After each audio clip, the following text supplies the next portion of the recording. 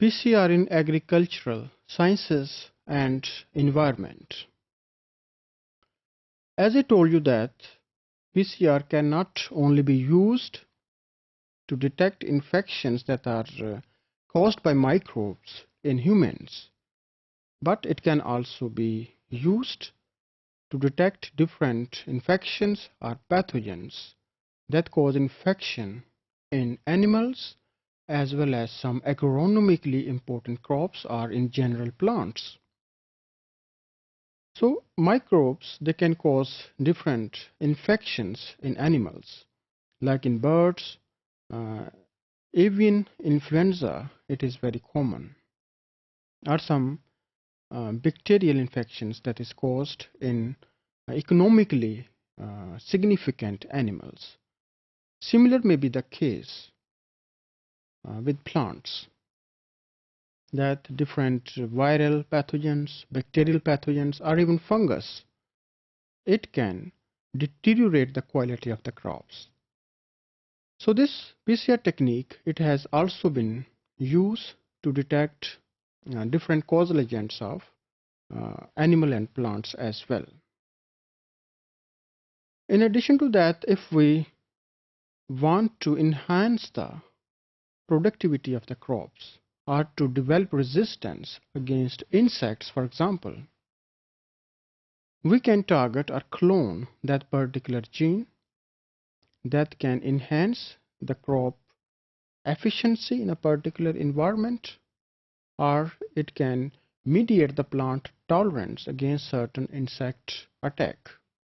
So what we can do, we can transform the protoplast of the plants by using some specific technique that we will discuss later on when we will going to study that what are the applications of gene manipulation.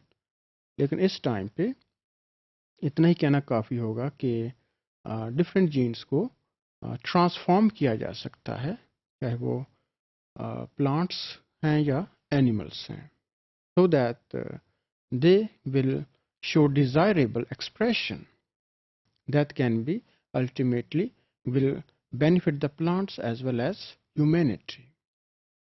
So in agricultural practices, a specific gene, it can be transformed to the host organisms.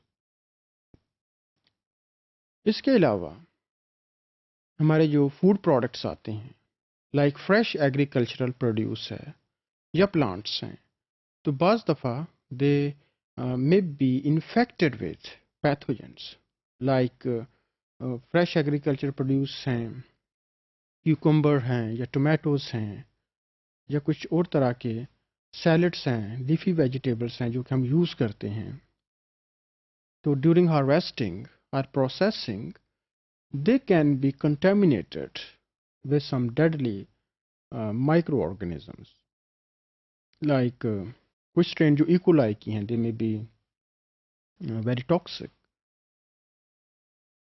and some specific genes, they can be targeted for the detection, like enterohemorrhagic E. coli. Some genes can be targeted that produce Shiga toxin that is lethal to the humans, like Shiga toxin gene 1, which is commonly called as SLT1 or SLT2, and they can be targeted, and certain strains of Escherichia coli that may be harmful, like E. coli O157H7. This is one of the example of a pathogenic strain that can cause infection to humans due to foodborne nature. So foodborne diseases, they can be prevented by detecting the pathogens, and here again this application, that is PCR, it can be used. Nowadays, different studies have been conducted that showed the presence of different pathogenic microbes and their detection by using PCR.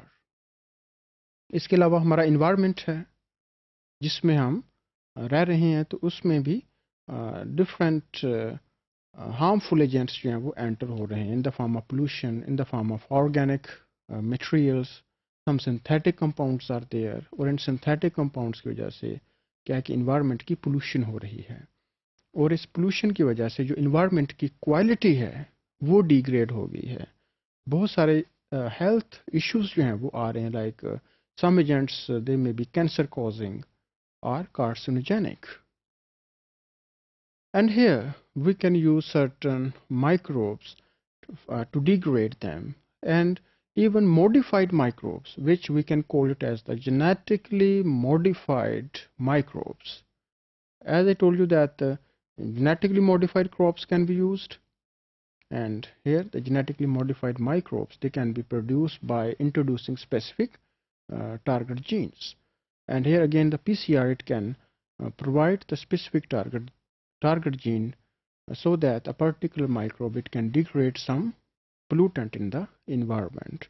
So this technique, it can also be used not only in the field of agriculture to detect different diseases or to transform the organism, but to uh, to introduce our gene of choice in the microbes so that they can clean the environment for us.